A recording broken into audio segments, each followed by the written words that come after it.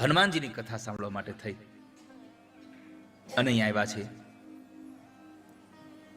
એક બહુ મોટો માણસ હોય, એ નાના એવા ઉંદરને મારે, એમાં કેટલી મહત્તા, એમાં મોટાઈ ખરી કઈ?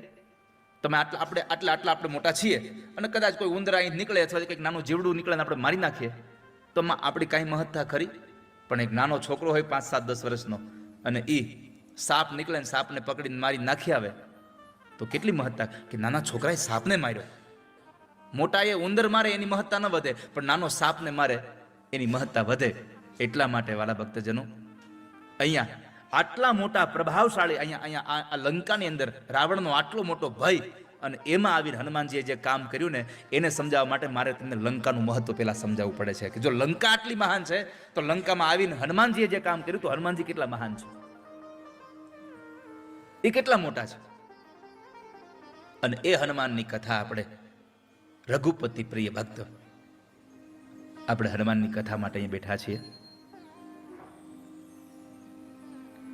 હનુમાનજીના જીવન ચરિત્રોમાંથી સૌથી પહેલો ગુણધર્મ લેવો હોય તો એ છે કે પોતાને સેવક હોવાનું અભિમાન નથી, પણ પોતાના સ્વામી કોણ છે એનું અભિમાન છે.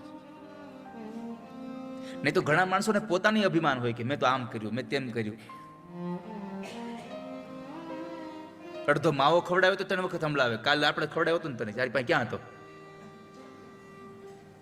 કાલ રજનીગંધા મેં જ આપી તને, તારી પાસે ક્યાં હતી? તું ભૂલી ગયો લાવતા નતું કીધું? તમાકુ મેં જ તને આપી દીધી, તું તો ત્યાં હવે તારી તો ત્યાં ચેકિંગમાં કઢાઈ નાખી દીધી. આનો મહિમા ગાય અહીંયા કેટલાય. પોતાના કામ, જ્યારે કોઈ પોતાને બીજાને મદદ કરી પછી પોતાની એ કરેલી મદદ ગામમાં વાજિંત્રો લઈને જ્યારે ઢંઢરો પીટાવે ને ત્યારે એની પણ હાસી થાય છે અને એના કરેલા કામની મહત્તા પણ ઘટી જાય છે. એકવાર મુલ્લા આમ ચાલ્યા જતા હતા રસ્તામાં, એમાં એક તળાવડું આવ્યું અને મુલ્લા તળાવમાં પડ્યા. હવે તરતા આવડતું નહોતું એટલે ખોટે ખોટા હાથ પગ ઉડાડે, અને જેને તરતા ન આવડતું એ ખોટા ખોટા હાથ પગ ઉડાડે ને એ વધારે ડૂબે, એ વધારે ડૂબે અંદર. તો એ ડૂબતા હતા એમાં બરાબર મુલ્લાનો એક મિત્ર આમ નીકળ્યો, એને તરતા આવડતું હતું. મુલ્લાને જોયા, તરત જ કૂદી પડ્યો, મુલ્લાને પકડી બહાર લઈ આવ્યો. પછી જેટલી વાર મુલ્લાને મળે ને એટલી વાર કે ખબર છે ને તે દિવસે તો હું આવી ગયો, નકર તમારું હોત નહીં અહીંયા. વારે વારે જેટલી વાર મળે એટલી વાર યાદ કરાવે, ખબર છે ને, યાદ છે ને, ડૂબતા મેં બચાવ્યા હતા, તેથી જીવ મેં બચાવ્યો. મુલ્લાએ કીધું આ તો હાળું કેમ. એકવાર મુલ્લા એને લઈને જાય છે, ઘણા દિવસો થઈ ગયા, લઈને જાય છે અને મુલ્લા કીધું એવું બોરે. એ પોતે તળાવમાં પડે છે મુલ્લા, પણ નસીબે એ દિવસે પાણી બહુ ઓછું હતું એટલે મુલ્લા ડૂબ્યા નહીં. પાણીમાં ઉભા કીધું જો આજ તું મને નથી બચાવતો તોય હું બચી રહ્યો છું, તોય હું જીવું છું. ત્યારે ઓલા માણસને સમજાણું કે મારા બચાવવાથી કોઈ બચતું નથી આ સંસારમાં. એમ આ સંસારમાં લોકો કામ કરે આપણું, પણ પછી સંભળાવ્યા બહુ કરે, એને યાદ કરાવ્યા કરે મેં આ તમારા આ સમયમાં આ કર્યું હતું. પણ એના માટે એક જ શબ્દ છે, પર દુખે ઉપકાર કરે તોય મનય અભિમાન આણે. બીજાના દુઃખમાં એને કોઈને ઉપકાર કરે છતાં પણ એને મનમાં ન લાવે એવા માણસો થવું આપણે.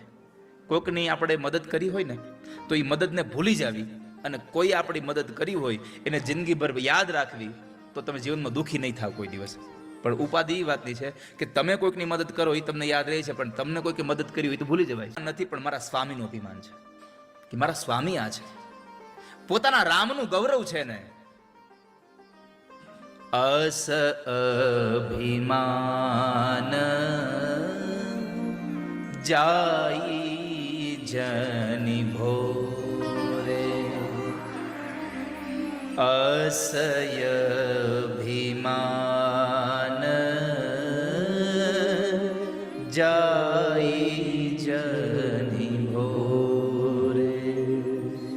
મેં સેવક રઘુ पति मोरे, मैं सेवक रघुपति पति मो. હું તો સેવક છું અને મારા પતિ તો રામ છે, મારા માલિક પ્રભુ છે.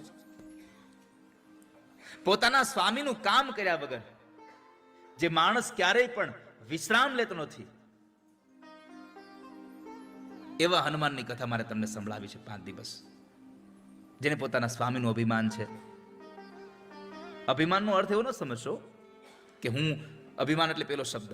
અભિમાન એ છે કે હું સેવક છું પણ મારા સ્વામી રામ છે. નહીં તો અભિમાનની વાત કરીએ તો ભગવાને કીધું છે, સર્વધર્માન પરિત્યજ્ય મામેકમ શરણમ વ્રજ. ગીતાજીમાં ભગવાને કીધું છે, તું બધું મૂકીને મારી પાસે આવી જા. તો અભિમાન ન થયું? પણ અહીંયા હું રઘુનાથજીનો સેવક છું, હું એનો દાસ છું. એનું મને ગૌરવ છે, એનું મને અભિમાન છે કે જે માણસે ક્યારેય પણ ભગવાનના કામને પૂરું કર્યા વગર વિશ્રામ ન લીધો હોય. મૈનાક પર્વત નીકળીને કહે કે તમે આટલો બધો સમંદર ઉલ્લંઘી રહ્યા છો, થોડી વાર વિશ્રામ લઈ લો. અને ત્યારે હનુમાનજી કહેતા હોય, રામ કાજ કુન હે બિનુ મોહી કહા વિશ્રામ.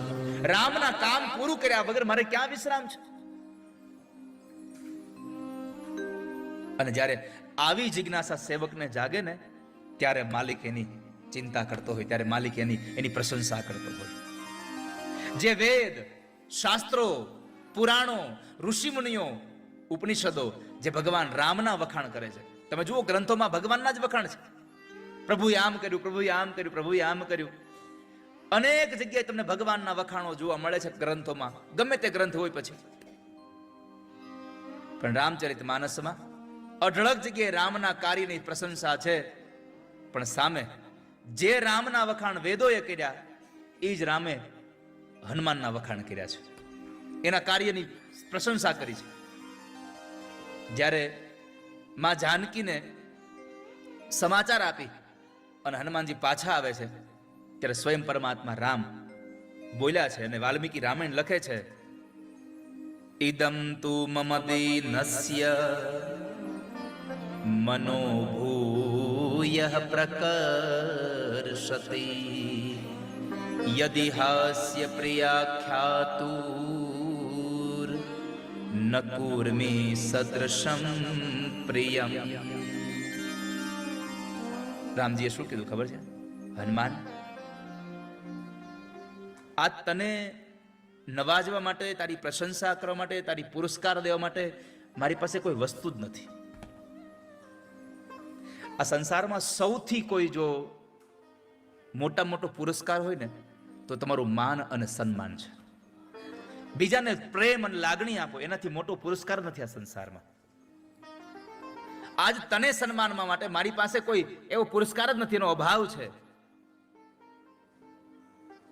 એ મારા મનને આજે બહુ વેદના આપી રહી છે કે જેને મને આટલો પ્રિય સંવાદ સંભળાવ્યો કે એનું હું પ્રિય કોઈ કામ નથી કરી શકતો. હનુમાન, આ સમય તને દેવા માટે મારી પાસે બીજું કાંઈ નથી, એક કેવલ આલિંગન સિવાય.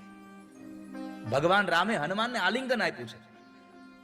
એષ સર્વસ્વ ભૂતસ્તુ પરિષ્વંગો હનુમત મયા કાલમિમં પ્રાપ્ય દત્તસ્ય મહાત્મનઃ.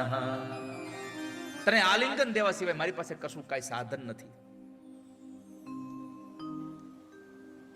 કોઈ નોકરે સારું કામ કર્યું હોય અને શેઠને આમ આલિંગન આપે, બથ ભરે, અને નોકર પુલકિત થઈ જાય, એ બહુ સામાન્ય ઘટના છે કે મારા શેઠે મને બાથમાં લીધો. આવું સમજીને માણસ એકદમ રોમાંચિત થઈ જાય. આ બહુ સામાન્ય ઘટના છે.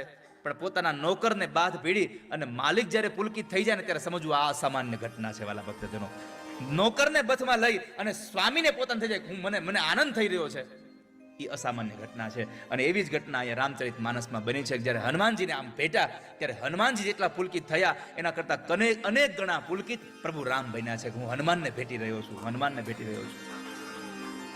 ઇત્યુક્ત્વા પ્રીતિ હષ્ટાંગો રામસ્તં પરિશસ્વજે હનુમંતં કૃતાત્માનં કૃતકાર્યમ ઉપાગતમ. ભગવાને જ્યારે હનુમાનજીને પોતાના ગળે લગાવ્યા, પોતે પુલકિત થયા છે. પ્રભુ રામ પુલકિત બન્યા છે. આજે લંકામાં 2 ભક્તોની કથા કરી છે મારે તમને. આ શ્રીલંકામાં 2 ભક્તો છે. લંકા હતી ત્યારે 1 ભક્ત હતો, શ્રીલંકા થઈ પછી 2 ભક્ત થઈ. આયા ક્યાં ક્યાં ભક્તની?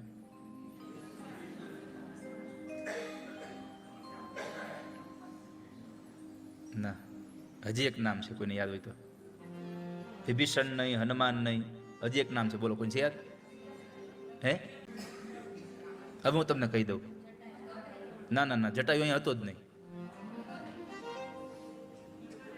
રાવણની કથા કરી. રાવણ ભક્ત છે, હનુમાન પણ ભક્ત છે, રાવણ પણ ભક્ત છે. કેમ? હનુમાનજી મહારાજ છે એ સ્વયં શિવના અવતાર છે, અને રાવણ છે એ ભગવાનનો પાર્ષદ. જય અને વિજય જે છે એ ભગવાનના પાર્ષદ છે, ભગવાનના ભક્ત છે. આ તો કર્મને આધીન થઈને એ રાક્ષસ બન્યા છે. તો 2 ભક્તોની કથા મારે તમને શ્રીલંકામાં ગાવી છે, એક રાવણ અને એક હનુમાનજી મહારાજ. બંને ભક્તમાં તફાવત એટલો છે, એક સાત્વિક ભક્તિ કરે છે, એક તામસ ભક્તિ કરે છે. 3 પ્રકારની ભક્તિ હોય છે, સાત્વિક, રાજસ અને તામસ. એમાં સાત્વિક ભક્તિ કરી હનુમાનજી મહારાજે. કેમ? બસ ખાલી પોતાના સ્વામીને પ્રસન્ન કરવા માટે જે કામ થઈ રહ્યું છે એ સાત્વિક ભક્તિ છે. પોતાને કઈ જોતું છે એ રાજસ ભક્તિ છે, અને મારે બીજાનું ખરાબ કરવું છે એના માટે કઈ તમે કરો છો એ તામસ ભક્તિ છે. તો રાવણ હતો એ તામસ ભક્તિ, બધું મેળવતો હતો પણ બીજાને હેરાન કરવા હતું. હિરણ્યકશિપુએ તપશ્ચર્યા કરી પણ એ તામસ હતી. દક્ષ પ્રજાપતિએ યજ્ઞ કર્યો એ તામસ હતો, કારણ શિવજીનું અપમાન કરવું હતું. અને જે સંસારમાં બીજાનું અહિત કરવા માટે ભક્તિ કરે છે એનું અહિત થયા વગર રહેતું. ખાડો કરે એ સૌથી પેલો અંદર પડે. રાવણ કઈ હાવ ખરાબ નહોતો. રાવણમાં બધા ગુણો સારા હતા, ખાલી એક જ દુર્ગુણ હતો, એ રાવણ હતો. સમજાય છે? રાવણમાં બધા સદગુણો હતા, ખાલી એક જ દુર્ગુણ હતો, એ રાવણ હતો. બીજાને રડાવતો હતો ને એ જ દુર્ગુણ હતો, બાકી એનામાં કઈ ખામી નહોતી. સાહિત્ય દર્પણમાં એક શ્લોક લખ્યો છે.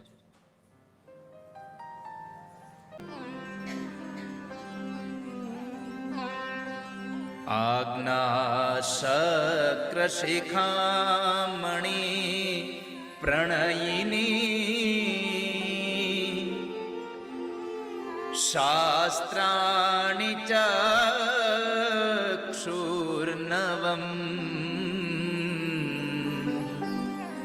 ભક્તિ ભૂતપતો પિનાકિની પદમ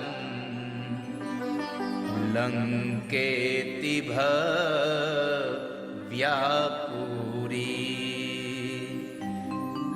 ઉત્પત્તિ દ્રુહિણાન્વયે ચ તદહો નેદૃગ્વરો લભ્યતે શાચે દેશન રાવણ કવન પુનઃ સર્વત્ર સર્વે ગુણા સર્વત્ર સર્વે ગુણા. સાહિત્ય દર્પણમાં એક શ્લોક આપ્યો છે. આજ્ઞા શક્ર શિખા મણિ પ્રણયિની શાસ્ત્રાણી ચક્ર. બધાએ સાંભળ્યું છે કે નવગ્રહોને ઢોલિયા બાંધીને રાખતો હતો. હવે આ જેવો તેવો માણસ કહેવાય? કેટલી મોટી ભક્તિ હોય ત્યારે થયા. આપણાથી આપણા આંગણામાં એક ગાય નથી બંધાતી અને 9 ગ્રહોને બાંધ્યા.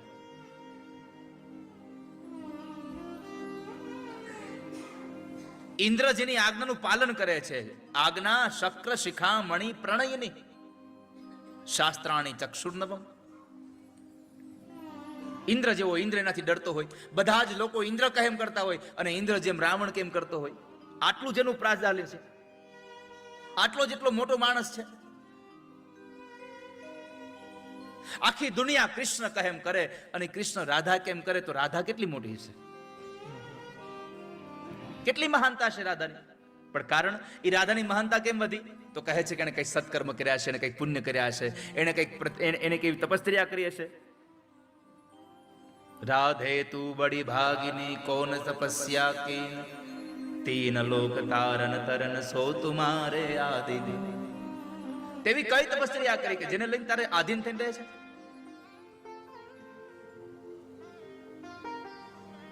તો રાવણ એટલો મોટો માણસ છે કે ઇન્દ્ર એની આજ્ઞાનું પાલન કરે છે, એને આધીન થઈને, એને બાધીન થઈને રહે છે. એનું કારણ હતું, રાવણ પાસે 3 આંખ હતી. હવે તમને શંકા જશે કે 3 આંખ તો કેવલ શંકરને જ છે, તો આને ત્રીજી આંખ કઈ આવી? 2 આંખ તો આપણે બધાને છે, પણ રાવણને ત્રીજી આંખ શાસ્ત્રની હતી. એની પાસે જે શાસ્ત્ર હતું, અત્યારનો કોઈ પણ બ્રાહ્મણ જ્યારે જ્યોતિષ કરવા બેસે ત્યારે રાવણનું જ્યોતિષ એવું હતું ને ગુરુજી, રાવણ એટલો સારો જ્યોતિષી હતો.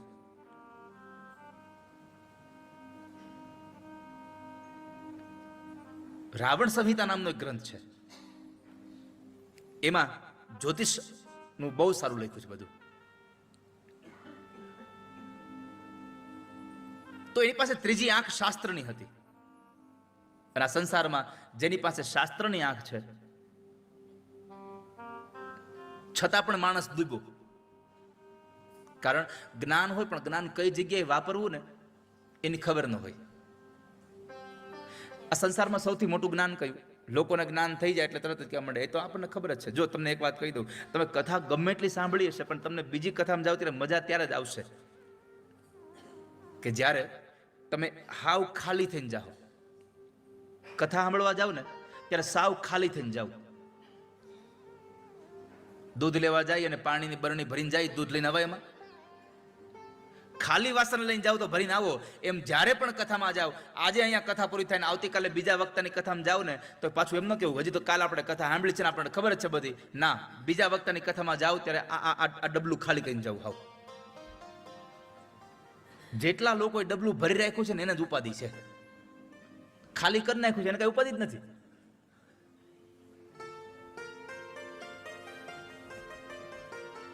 જ્ઞાનની વ્યાખ્યા છે, ગુરુજી બેઠા છે, જ્ઞાનની વ્યાખ્યા એ છે જે તમને કઈ ખબર જ નથી, આવી સમજણ થઈ જાય ને તો સમજવું આ મોટું જ્ઞાન છે આ સંસારનું. પણ આપણને તો બે વાક્ય ખબર પડી જાય કે આનું આમ થાય, ત્યાં તો આપણને એમ થાય છે ઓહો બધું મને જ ખબર છે. અને જ્ઞાનની સૌથી મોટી ભાષા એ છે, બીજાને ઊભા કરે એ જ્ઞાન છે, બીજાને પછાડવા માટે જે છે એ માત્ર જાણકારી છે તમારી પાસે. જ્ઞાન એ છે બીજાને હસતો કરે. નહીં તો ઘણી વખત જ્ઞાનનો ઉપયોગ એવી રીતે થાય, સામેને કસોટી કરીને સામેવાળાને રોવરાવા હાટું કસોટી કરે, અને એને જ્ઞાન પાછા કે મારી પાસે જ્ઞાન છે એટલે કસોટી કરી. કસોટી જ્ઞાન છે એ કસોટી કરતું નથી, કસોટીમાંથી પાર કરે એ મોટું જ્ઞાન છે આ સંસારનું. તો એની પાસે ત્રીજી આંખ હતી શાસ્ત્રની. પછી કહ્યું ભક્તિ ભૂત પતો પિનાકિની પદમ. ભક્ત હતો, શિવજીનો પરમ ભક્ત હતો. આના જેવો ભગવાનનો કોઈ ભક્ત નહીં હોય. અને ઈ રાવણે જયારે ભગવાનને પ્રસન્ન કરવા માટે જયારે તાંડવ લખ્યું, રાવણ તાંડવ ગાતો હોય તો આખું ધ્રુજે બધું. જટાટ વીગ લજ્વલ પ્રવાહ પાવિત સ્થલે. ગુરુજી આ તાંડવ ઉપરથી આપણને ખબર પડે કે ભીણો તો બહુ હશે, કારણ કે એને સંસ્કૃત કેટલું વાપર્યું છે એમાં. અને એનું સંસ્કૃત એનું તાંડવ જેને હરખું રીતે આવડે એને સમજવું આને બરાબર થોડીક વિદ્યા આવડી શકાય. નથી એમાં તો ગોટે જ ચડી જાય. આ તાંડવમાં એ ક્યાંકનું ક્યાંક તો ઓલું જે બીજું તાંડવ શીખ્યું છે ગિરીશભાઈ, કયું છે બીજું? શેલ શું? હા, એ તમે ગાયકો. આ જટાટ વીગ લજવલ વાળું છે એ બહુ અઘરું છે. એના માટે તમારે પેલા એનું અધ્યયન કરવું પડે, એને કોઈ સારા વિદ્વાન બ્રાહ્મણ પાસેથી ભણવું પડે, એની સંધિ છૂટી પાડી પડે, નકર ઇન્દ્ર શત્રુ વિવર્ધસ્વ થઈ જાય છે. ખાલી ઇન્દ્ર શત્રુ વિવર્ધસ્વ. પણ ઇન્દ્ર શત્રુ વિવર્ધસ્વ થઈ જાય. ભાગવતજીના છઠ્ઠા સ્કંદની કથા છે વૃત્રાસુરની. ખાલી ફેર એટલો જ પડ્યો, ઇન્દ્ર કર્યું, યજ્ઞ થતો તો ઇન્દ્રને મારે એવો દીકરો જોતો હતો એટલે, પણ ઇન્દ્ર થયું તો ઇન્દ્રના હાથે મરે એવો દીકરો થયો. ફેર કાંઈ લાંબો નથી. એમાં જટાટલી ગલજવલમાં ખાલી ભેગું કરી દેવાનું ગમે એમ નથી. આખો અર્થનો અનર્થ થઈ જાય છે. એ શ્લોકોને ગાવા હોય તો કોઈ વિદ્વાન બ્રાહ્મણ પાસે જઈને પહેલા ભણી લો, સમજી લો અને પછી ગાવાનું ચાલુ કરો. પણ થાય છે એવું, ગાવાવાળા એવા, સાંભળવાવાળા એવા, એટલે કોઈને કઈ બધું હાલી જાય છે. પણ મારી તો એક પ્રાર્થના છે, જેને ગાવું છે ને એને પરફેક્ટ ગાવું. ન આવડે, આપણે નથી રમતા. તમે તમારી જાતે અને એક વાત જિંદગીમાં લખી રાખજો, બધી જગ્યાએ જીતી અને જે આનંદ મળે છે ને એમાં અમુક જગ્યાએ હારવાથી આનંદ મળે. અમુક જગ્યાએ હારી જવાની મજા છે. બહુ બધી જીતવાની મજા છે, પણ અમુક જગ્યાએ હારવાની મજા છે. અને હારવામાં જે આનંદ મળે એ જીતવામાં નથી મળતો. ક્યાંક સ્વીકાર લેવે કે આ મારું કામ નથી. અને જ્યારે તમે સ્વીકાર લેશો ને કે આ મારું કામ નથી, ત્યારે તમારી મોટાઈ વધી જશે કે ભાઈ સ્વીકાર તો થયો. નહીં તો દુનિયામાં સ્વીકાર ન થતો કોઈ માણસ ભૂલ કર્યા પછી ના આમ જ હોય. આવું નહીં. તો ભગવાન શિવનો પરમ ભક્ત હતો, જ્ઞાની હતો. ભક્તિ ભૂત પતો પિનાકિની પદમ. અને વળી પાછો લંકેતિ ભવ્યાપુરી.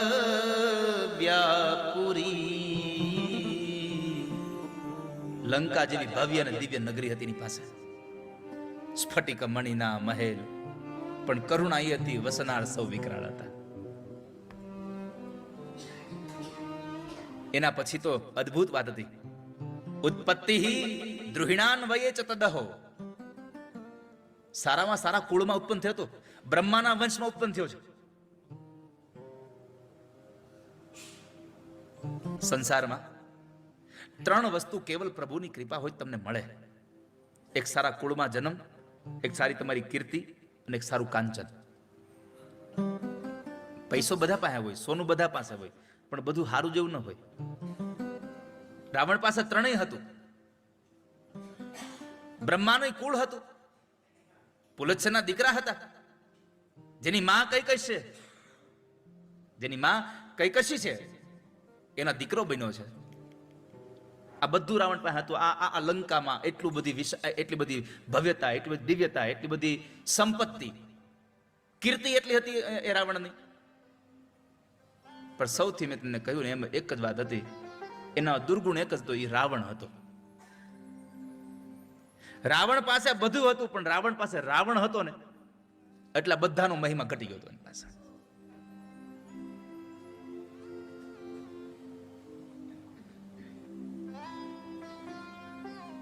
બધાને હેરાન કરતો હતો. બાકી જો એક બધાને હેરાન ન કરતો હોત તો આજે રાવણને પૂજાતો હોત. તો ઘણા તો રાવણને ગુરુ માનીને એને મંદિર બનાવ્યા હોત, જો એને હેરાન ન કર્યા હોત. આ સમજાય તમને? આખું ભાણું અથવા તો તમે સરસ મજાનો દૂધપાક ખાધા પછી એક નાનો એવો ખાલી મૂળો ખવાઈ જાય ને એટલે પછી ઓટકાર તમને મૂળા નો જ આવે. એમ તમારી પાસે ગમે તેટલી સંપત્તિ હોય, ગમે તેટલી કીર્તિ હોય, ગમે એટલું કુળ સારું હોય, પણ તમારો એક દુર્ગુણ હોય એટલે સમાજને તમારો દુર્ગુણ દેખાય છે. આ સંસારને દુર્ગુણ જોવાની ઈચ્છા છે બહુ. નકર રાવણ જેવો ભક્ત જ નહોતો આ સંસારમાં કોઈ. સ્વયં ભગવાન મહાદેવ કહેતા હોય કે રાવણ તમે મારા ઘરનું વાસ્તુ કરવા આવો, તો કઈ નાની વાત છે? સ્વયં ભગવાન શિવ કહે છે કે તું મારા ઘરનું. અરે મેં કથા સાંભળી છે કે ભગવાન રામ જ્યારે સમુદ્રની પૂજા કરવી હતી ત્યારે રાવણને બોલાવ્યો છે પૂજા કરવા. વિમાન લઈને આવ્યો છે. આનાથી બીજો કોણ માણસ આવ્યો? બધું હતું એની પાસે, પણ એક હારે રાવણ હતો એટલે આ સંસારમાં એની પૂજા ન થઈ.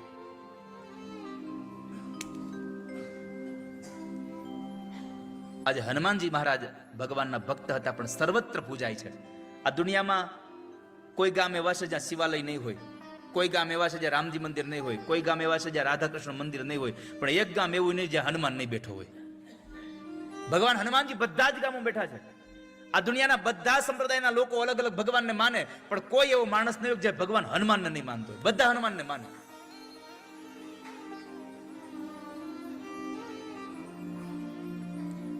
હનુમાનજી મહારાજ સર્વગુણ સંપન્ન હતા. એવં ગુણ ગણેર યુક્તા યસ્ય સ્યુઃ કાર્ય સાધકા. જે પોતાના કામના સફળતાની ચિંતા ન કરવી પડે, જેનો દૂત જ સારો હોય. ભગવાન જેવા ભગવાન દૂત બનીને આવ્યા તે નિષ્ફળ ગયા, હનુમાનજી નિષ્ફળ ન ગયા ક્યાંય. પાંડવોના દૂત બનીને ભગવાન આવ્યા હતા, એ દુર્યોધનને ન સમજાવી શક્યા. એક વાનર રામજીને સમજાઈ ગયો. ક્યારે?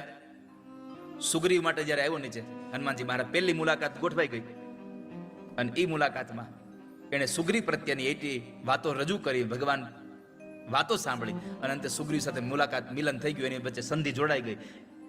આ દૂત એવો હતો કે જેને સુગ્રીવની મુલાકાત, સુગ્રીવનું ભાઈબંધી ભગવાન હારે ગોઠવી દીધી. નહીં તો ભગવાન પણ દૂત બનીને આવ્યા હતા તો દુર્યોધન ન સમજ્યો. ભગવાન એમાં ભગવાન નહોતા સફળ થયા, ન સમજાવી શકાય એને. તો જેનો દૂત સારો હોય એના માલિકને એની ચિંતા ન હોય કોઈ દિવસ, એના કામ કોઈ અધૂરાય ન રહે. ભગવાને સર્વગુણ સંપન્ન કીધા, કારણ પરમાત્માએ શું જોઈને કીધું?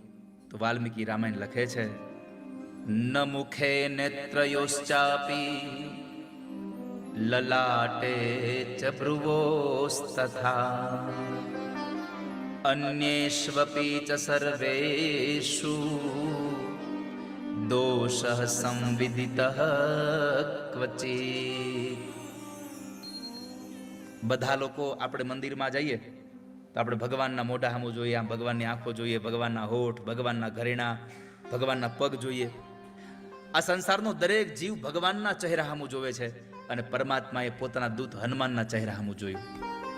ભગવાને સર્વગુણ સંપન્ન એટલા માટે કીધા કે પરમાત્માએ હનુમાનજીએ અત્યાર સુધીના જેટલા કાર્યો કર્યા એમાં એના મોઢા ઉપર, એના નેત્રોમાં, એના લલાટમાં, એના ભવમાં, એટલે કે આ બે નેણની વચ્ચેનો જે ભાગ, આમાં કોઈ પણ જગ્યાએ પરમાત્માને એક પણ કાર્યમાં ક્યાંય દોષ ન દેખાડો. નકર આપણે ક્યારેક કામ કરતા કરતા કોઈક આપણું કામ કરતા હોય, આપણે કંઈક હોય તો નથી આમ મોઢું બગડી જતું, મજા ના આવી.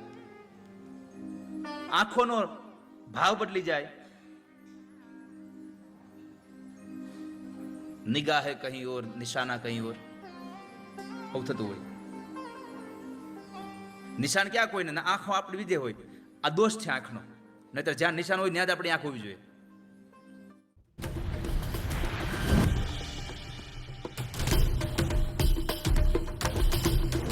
Today is the best time to start a startup in India. PU के कोलैबोरेशन में ઘણાથી ફોટો પડાવતા, આમ ફોટો પડાવવા, અરે આમ હોવો જોઈએ ફોટો, જ્યાં તમે આપણને ખબર ન પડે, આંગળી આમ ચીંધે જોવે આમ, તો નેત્રોની ભૂલ છે, નેત્રનો દોષ છે. પણ ભગવાન રામે કહ્યું, ન મુખે નેત્રયોશ્ચાપી લલાટે ચ ભ્રુવોસ્તથા. મેં તારા મોઢામાં, તારા નેત્રમાં, તારા લલાટમાં કે તારી ભોમાં ક્યાંય પણ મને કોઈ પણ પ્રકારનો દોષ પ્રગટ થયો હોય એવું ક્યાંય મને જોવા નથી મળ્યું. એટલે કહું છું હનુમાન, તું સર્વગુણ સંપન્ન છો મારા માટે.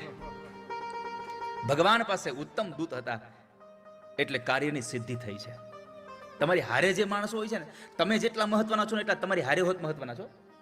હા, હું ક્યારેક અહીંથી કોઈ પણ વસ્તુ પ્રસ્તુત કરવામાં સફળ થઈ જાઉં, એમાં મારી એકલાની સફળતા નથી, મારી હારે આ બધા જોડાઈ જાય છે એટલા માટે સફળતા થાય છે. બાકી આ લોકો જો અલગ ભાગે તો સફળતા ન થાય. એ આ બધા લોકો સાથે જોડાઈ જાય છે, એ પોતાના કામની સારી અહીંયા પ્રેરણા આવે છે એટલા માટે મારું કામ સારું થઈ જાય છે. એમ ભગવાન રામ કહે છે કે મારી પાસે હનુમાન જેવો દૂત છે એટલા માટે મારું કાર્ય બધું સંપન્ન થઈ રહ્યું છે.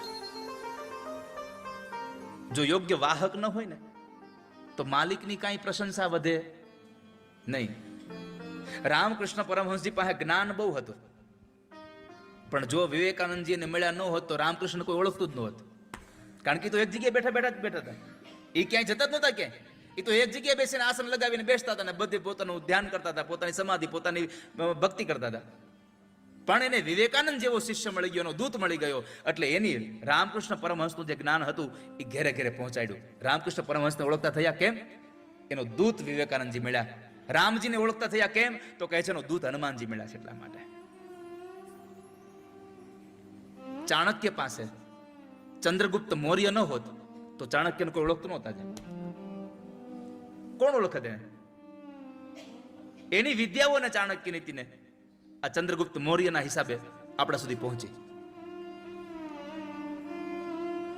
શિવાજીને આજે આટલા બધા ઓળખીએ છીએ એનું મૂળ કારણ એ છે, કાંઢાણાનો એક કિલ્લો હતો, કાંઢાણા કિલ્લો, અને એને જીતવાની વાત એના જ સેનાપતિ તાનાજી કરીને એક સેનાપતિ હતા.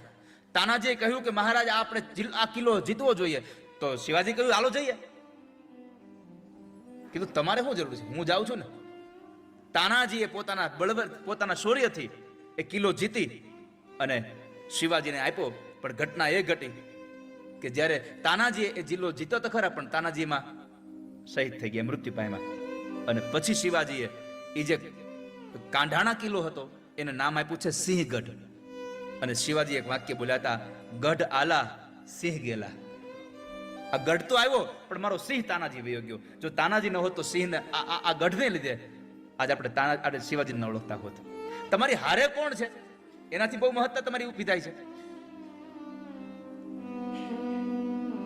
તો હનુમાનજીને રામ મળ્યા અને રામને હનુમાન મળ્યા. હનુમાન નામ શું કામ પડ્યું? નામનો મહિમા છે.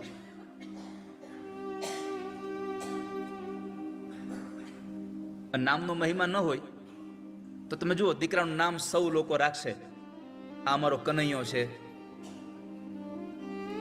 કનૈયો બધા નામ રાખશે. કોઈ દી કોઈ રાખ્યું કંસ?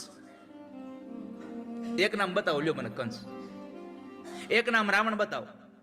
આ મારો રામ છે. નામનો મહિમા છે. હનુમાન નામ શું કામ છે? નામમાં શું રાખ્યું છે? આવું શેક્સપિયરે લખ્યું છે, what is there in name. નામમાં શું ભર્યું છે? પણ નામમાં છે એ ક્યાંય નથી. કારણ જ્યારે જ્યારે ભગવાન, આપણે સંસારનો માણસ, સંસારનો જીવ દુઃખી થાય ત્યારે ભગવાનને યાદ કરે છે. અને ભગવાન જ્યારે દુઃખી થાય છે, ભગવાન જ્યારે આપત્તિમાં આવે છે ત્યારે ભગવાનના નામને લેવાય છે. ભાગવતજીમાં કથા છે કે જ્યારે પૂતના આવી ત્યારે પૂતનાની ઉપર, પૂતનાએ ભગવાન ઉપર જ્યારે ભગવાનને ઝેર પીવડાવ્યું અને પછી મા એને લઈ આવ્યા ભગવાનને, પછી માએ પૂતના કવચ ગાયું છે, ઇન્દ્રિયાણી ઋષિકેશ. તારા ઇન્દ્રિયોની રક્ષા ભગવાન ઋષિકેશ કરે, તારા મનની રક્ષા ભગવાન નારાયણ કરે, તારા ચિત્તની ભગવાન કૃષ્ણ ગર્ભ, તારા ચિત્તની, તારા બુદ્ધિની રક્ષા કરે. એમ ભગવાનના નામો લીધા છે. જ્યારે ભગવાન આપત્તિના સમયમાં આવ્યા તો એનું નામ લીધું છે. અમુક અમુક નામ આવે ત્યાં આપણા ચરિત્રો યાદ આવી જાય. તમે કોઈ કંસને જોયો છે? હાલો, કંસને જોયો? કંસને ન જોયો ને? તો કંસ બોલે તો શું થાય? તમને ખબર પડી જાય કે કંસ એટલે બધાને હેરાન કરવા વાળો.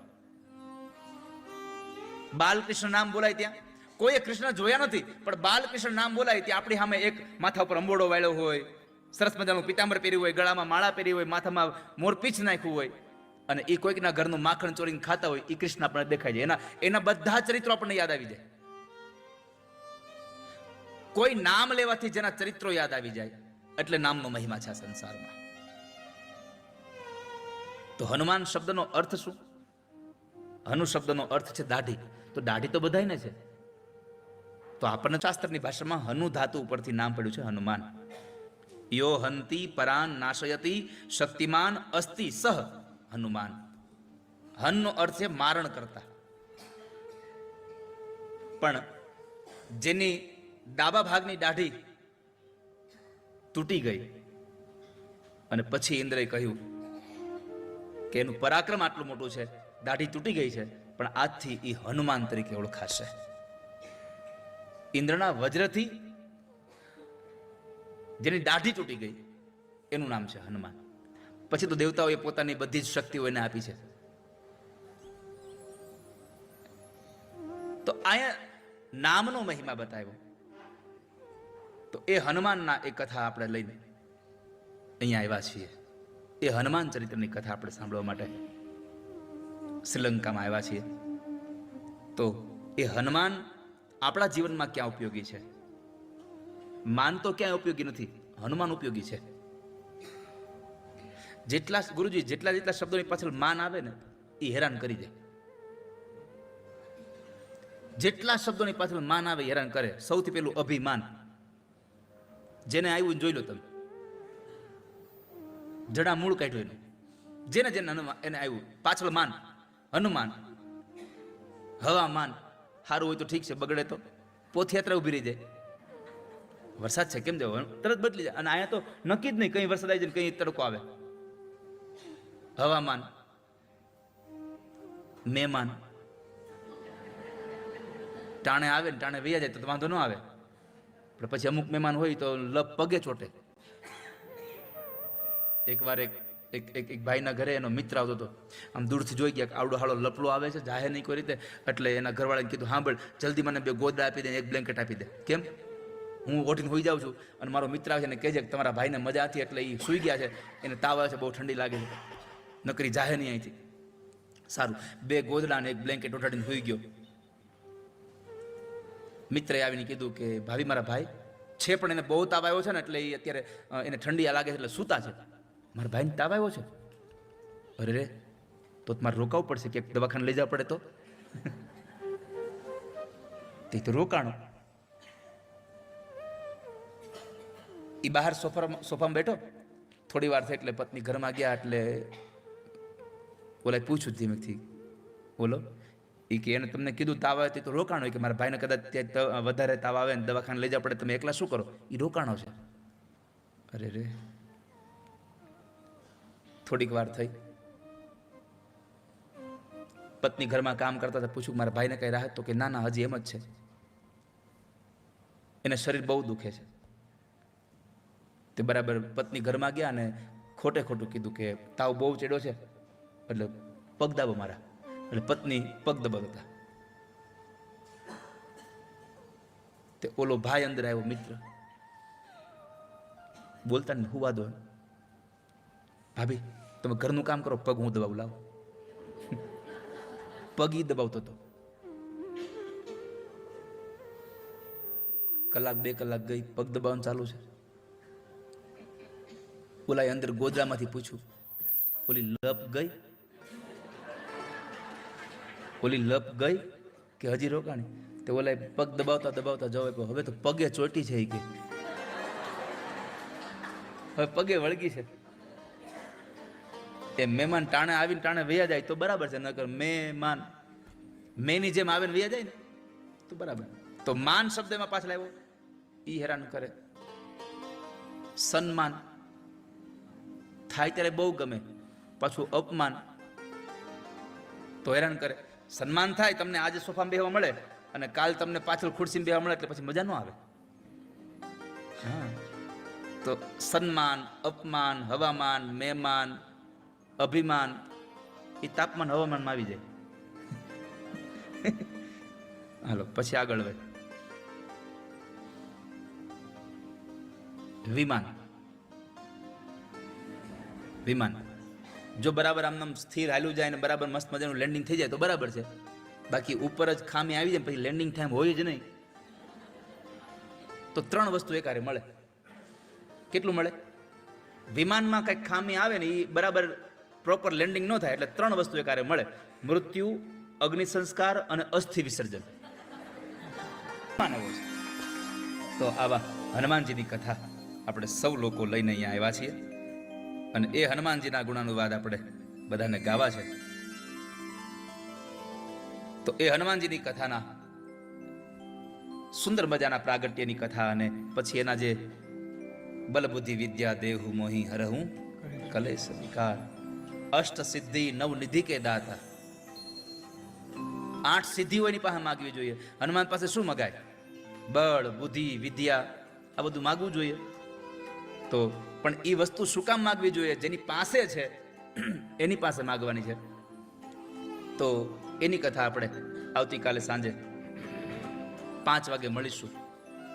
કાલે 5 વાગે 5 થી 7:30 આપણી કથા થશે. 7:30 થી 8:30 1 કલાક તમે જમશો અને 9 વાગ્યાથી પછી આપણે પાછો ભાઈ જયદેવભાઈને સાંભળીશું વાલાને. અને આવો આજના દિવસની કથાને વિશ્રામ આપી. આ થાકીને આવ્યા છો બહુ, કારણ કે આજે બસમાં આમ આમ આમ ઓલા નાગની જેમ આપણને શીખવાડી દીધું. ઘણા ઉતર્યા પછી આમ આમ કરતા છે. હા, પણ શું હિલ ભગવાને અહીંયા આ ડુંગરા કાપીને આપણને અહીં મોકલ્યા ઠેઠ. કેટલું ઉપર આવ્યા તમને ખબર છે? કેટલું ઉપર આપણે આવ્યા? 2000 ફૂટ જેટલું ઉપર આપણે આવ્યા છું.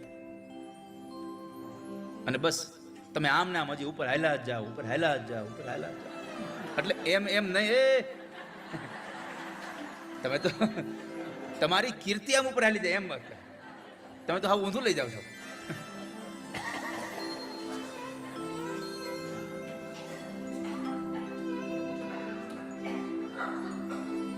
આવો, જે હનુમાન ઉપર આ બધું ચડી રહ્યું છે એના ચરણમાં એક પુષ્પ સમર્પિત કરીએ. તેલ ચડે સિંદૂર ચડે, ચડે આંકડાના ફૂલ. તેલ ચડે સિંદૂર ચડે, ચડે આંકડાના ફૂલ. હનુમાન ચાલીસા બોલતા, હનુમાન ચાલીસા બોલતા. એને થાય કામે અનુકૂળ રે સમરૂ બજરંગી. એને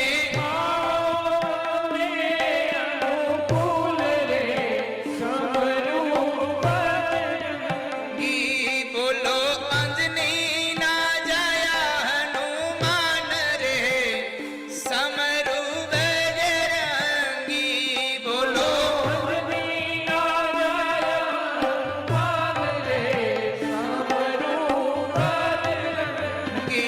મુખે બોલો ને સીતારામ રે સમરૂ.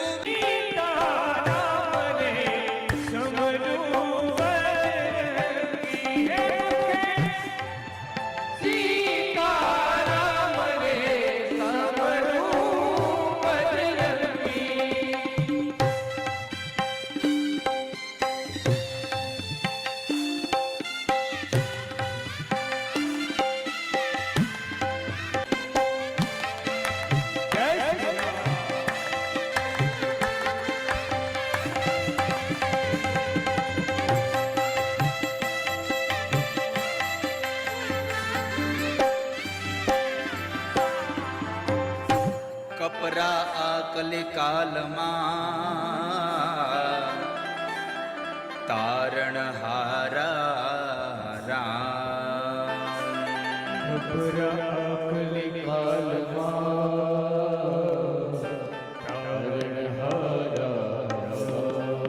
કપરા કલિકાલમાં અને તારણ હારા રામ.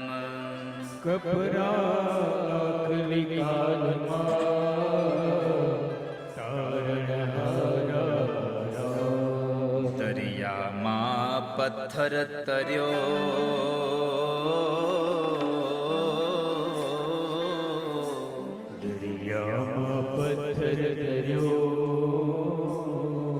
એનું કારણ રામનું નામ રે સમરૂ બજરંગી.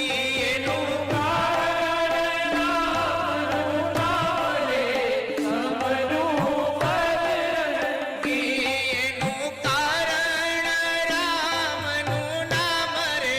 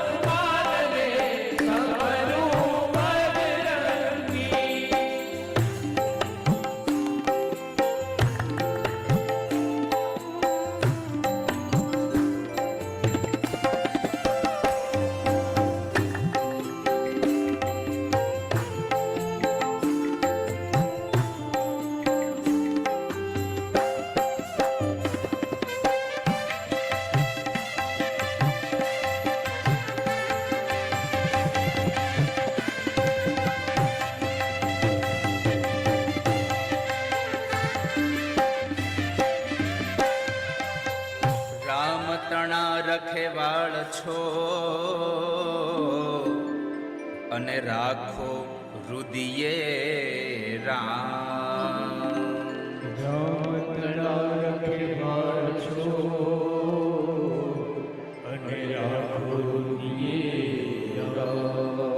અરે રામ તણા રખેવાળ છો અને રાખો રુદિયે રામ.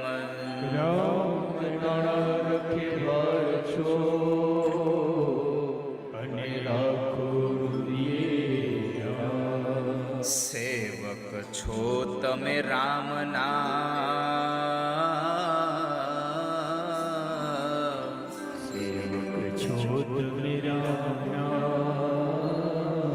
એ તમે કીધા ઘણેરા કામ રે સમરૂ બજરંગી. એ તમે કીધા ઘણેરા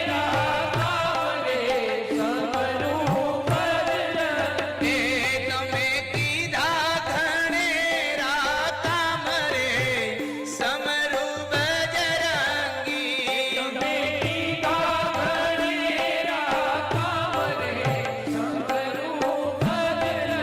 એ મુખે બોલો ને સીતારામ રે સમરૂ બજરંગી.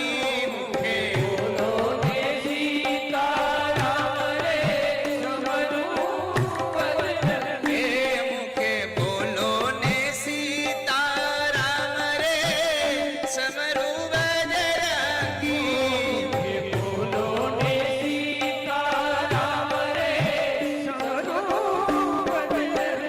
એ બોલો અંજની ના જાયા હનુમાન રે સમરૂ બજરંગી. બોલો અંજની ના જાયા હનુમાન રે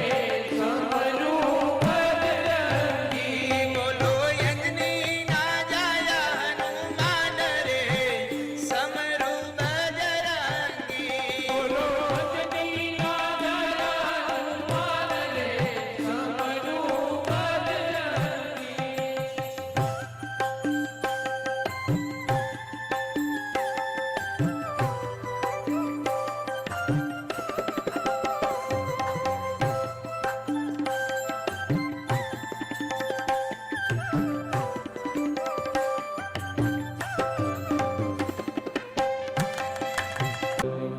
રામ લક્ષ્મણ જાનકી અને જય બોલો હનુમાન.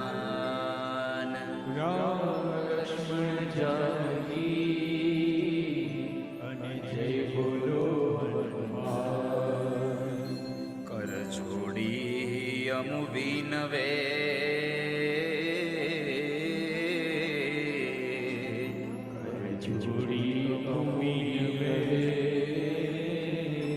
એ મારા હૈયે વસો શ્રી રામ રે સમરૂ બજરંગી.